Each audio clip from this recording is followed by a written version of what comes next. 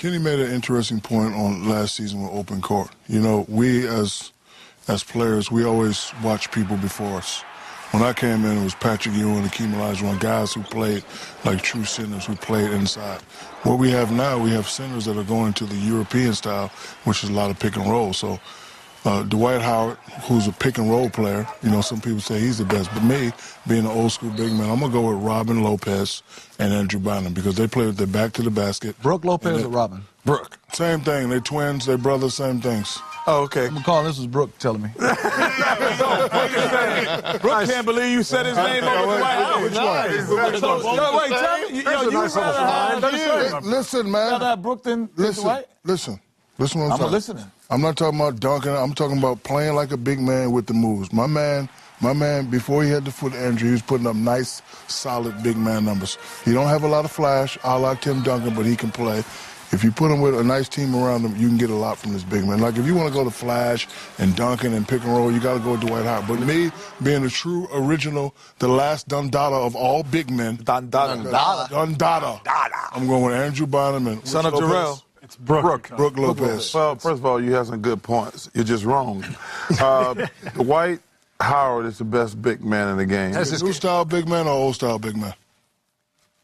I don't think... New style or old style? Just ask the question. Is he new style, pick and roll, Europe, or is he old school? So, Shaq, in your hierarchy right now, do you go with Andrew Bynum, Brooke Lopez, then Dwight, or are you going Brooke?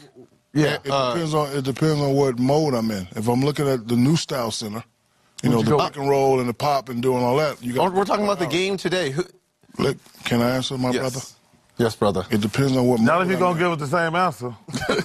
I know you ain't talking. You say the same thing 10 times in the same segment. Well, Ernie, what happened was what Kenny did, and then you come back and you say the same thing. Don't talk about me. Anyway, what I was saying. Like three. That's three. No, like I'm saying, like if I'm looking at the new style centers, if I'm on that kick that day, you have to say him. But if I go back into the old scout center, like where you just throw it in and God give you a boom, bam, I don't put him in that category. I get what he's saying. Yeah. I put Bynum in that category.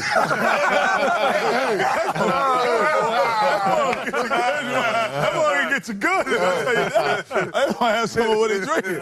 Because I get what you're saying. Don't you ever the only thing that, I mean, Dwight Howard to me is the best big man in the game. But the only thing that he doesn't, because he's dominating on both ends of the court. Where I don't think Brooke Lopez is dominant enough to have it. I don't think Bynum is dominated over a season or even over a longer stretch. Okay, but hold on. But I say, neither one of those guys have ever been the best player on their team. Okay, but hold on. Where he's been the best player, got his team to the finals. The only thing that he's done wrong, in my estimation, he imitates you too much off of the court. Agree. His life after you. Trying to be like you off the court when his personality might not be your personality. But that's the only thing I think he does. Okay, but when you say dominant to me, your numbers have to be higher than any other center. He's only averaging 20. Bynum's averaging 18, 19 points. That's not. Yeah, but he's not rebounding like. I wasn't a great rebounder. I don't want to hear all that. I wasn't a great rebounder. So okay, Shaq, I'm going to ask you a question. I'm going to ask you a question. Yes. I'm going to ask you a question. There's a little bit of what you're saying about Dwight Howard. Is a little bit of this coming from because he tries to be like you? No. Because it sounds like you have a little bit of bitterness. Because if he didn't have a tattoo with an S on. You know what, Reg? You know what? I think it's the fact that he doesn't try to be like him. I get y'all off the court. But there's two things going on. Like, I knew Shaq was one of the silliest cats off the court. But when come game time, Oh, he tried to rip your head off. Right. And so, playing against Dwight, I think he's a great guy off the court. And playing against him on the court, he's a great guy on the court. Right. And I think the Shaq is not speaking for, I think he's a little upset that he's a great guy on the court when he's saying, like, to me, the best bodies in the league that I've seen, of course, with Wilt Chamberlain, Shaq, it has to be Dwight Howard up there. So if he's saying, if you look at Dwight Howard with these shoulders, you look at his body, in his opinion, the way he sounds on TNT all the time, it seems like he thinks Dwight Howard should be averaging 26 and 15. Thank you. But what he did, but he's averaging 22 and 15. But that's his problem, though. This is like his beef with it. No, hold on. No. It's not beef. When I came in as a young player, all of y'all held me accountable. We got to hold people accountable. When you throw certain names behind people, you have to hold them accountable. And 2015 is not going to get it done for him. You can't say dominant is 2015. It's not going to get it done. We have to hold people accountable. You know, I don't mind you saying he hasn't reached his potential. Yes, I said that. But when you say Brook Lopez is better, I didn't say it was better. I did not say it better. I said he plays like a true big man should play. Post, bam, So you're bam, saying, okay, I get it. So you're saying if Dwight Howard had a Brook Lopez mentality of where I want the ball and where I want it, he would score more and be a better player. First of all, there is no competition that can handle Dwight. So he should take advantage of that, not by pick and roll either. He should get him and he should back him down and he should score like that. Okay, but I will say this. First of all, the rules are different the rules are different from when you played coming through, taking out Rick Smith's head and scoring all the time. The rules are different because of me. Right. He hasn't got double. He hasn't got double or front or back. There was no zones. There wasn't zones when we played back then. Right? There was no zones. You could play zones because of me. It was zones because of me. Right. So now you're asking him to play like you and ask for the basketball when the rules that are surrounding him now are different. Man, all you got to do is get to the block and go. He jumps higher than me. He's quicker than me. He's more athletic than me. I don't want to hear it. But he's you got to hold not him as accountable, and you know that. He's not as physically imposing as you are. Dream Team 2, all y'all held me accountable. Right, but then rules back then. You held us accountable. The rules are different because of me. Hey, okay, this argument, we could go back and forth. This is a question I put to the panel because this is the one I've been dealing with all summer in Philadelphia. How do you think, and Kenny says something about it, being the man, how do you think Andrew Bynum is going to adjust? Because this is the first time he's ever has to be the leader of a team and being the man. This is the problem I think Andrew's going to face there.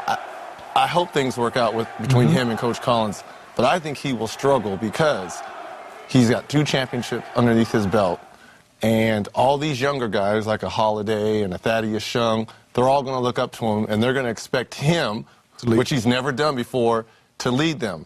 Now, when things start to go south, how are you going to look at Andrew Bynum? Is he going to be able to get everyone in one carriage and carry them to the promised land? I don't think he has that personality because when things were starting to go bad on a good team, when Phil Jackson was taking them out for Lamar Odom and sitting them down, all we heard about him was pouting. I hope that's not the case in Philly, and we know Coach Collins, he gets on you. Yeah. All right? I want to know how that dynamic is going to be between those two. See, that's the question they've been asking me all summer. I says, I have legitimate concerns about everything. I says, man, first of all, when you go from being 3rd or 4th best player to being the man, you're going to have to be mature. Also, you got to factor in when they give him all that money. Yeah.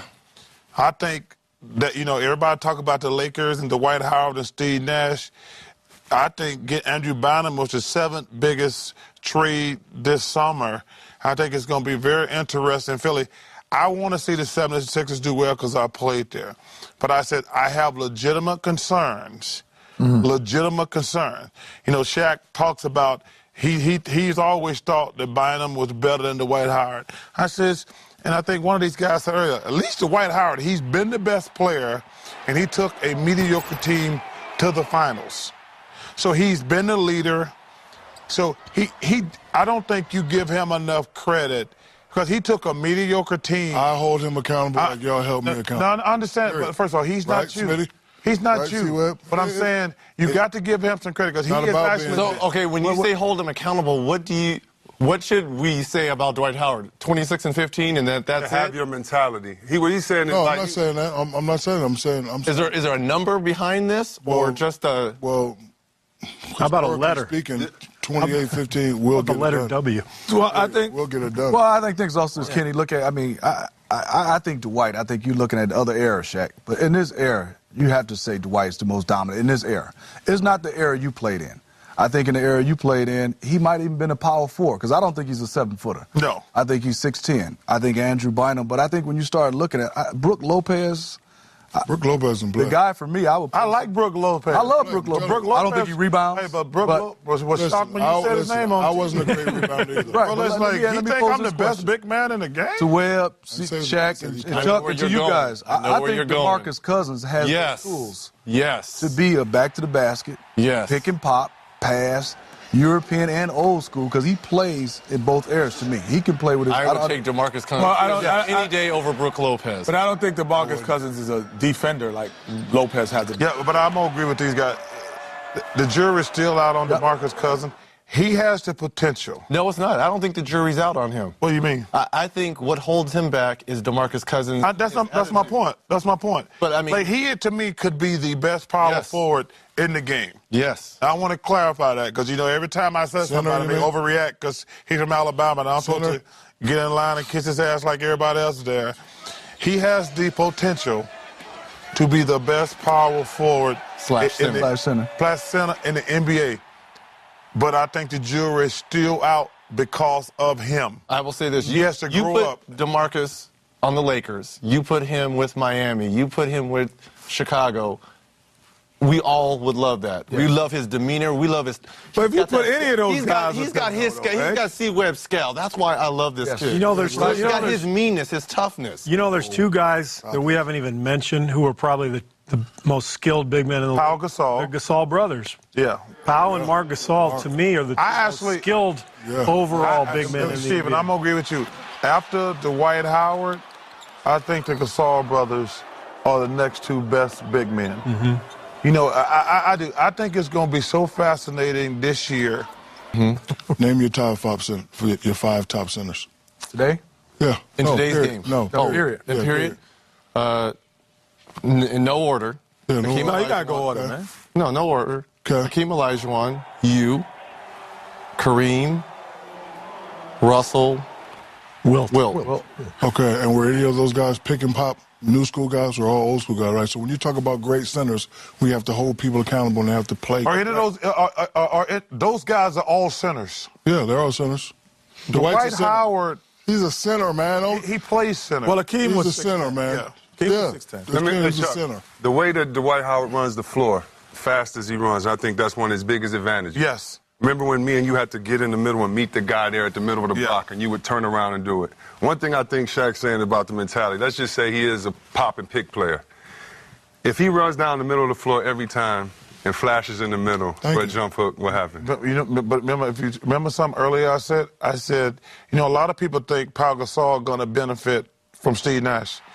I think Dwight Howard being the most athletic big guy to me in the game, I think he's going to get 10 points a game on layups and lobs from Steve Nash because he's going to be out running everybody. Okay. So, but hold on. 10 points right there. They're going to call his play 8 to 10 times. He shoots 60%. That's 16 points. Couple offensive rebounds, right? Like 4 or 5 offensive rebounds. There you go. What's that? 24 points and make 4 free throws. There's your 28. If he does that, he'll win. He'll be the best in that. What does he need to average this year? What does he need to average? 28-15. 28? 28. On the Lakers? He's not going to get 28. With Kobe and Nash and Gasol? He's not going to get 28. I averaged 28 with Kobe. What you talking about? You were the man. Yeah, but you were the man and the number one option. No, I wasn't.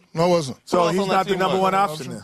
Who was the number one option? Dwight? No. First of all, the triangle, there are many options in the triangle. I just took advantage of what I was doing. Steve, back me up. I'm not backing you up. We don't have no plays. We don't have no plays. This discussion could go on. We don't have no plays. You cost me a championship. We didn't have no plays. Teamed you. And I kicked it out. I kicked it out. No. And then you reposted it. You averaged 35 and 15 in the finals against us. What do you mean you kicked it out? Okay, but how many dunks did I get? I didn't get a lot of dunks. Yes, you did. Did not. Rick Smith averaged 4 points in the finals versus you. That's because you dominated him and Sam. What are you talking about? I was there. You were there? I was there. Oh, it was Indiana. What the Davis boys do? No, we couldn't stop him. That's what I'm saying. And here comes another attempt before you. to go to break. I'm right. Open court will continue. You talk amongst yourselves. Where's Rick Smith at? You know why? 'Cause I We'll be back.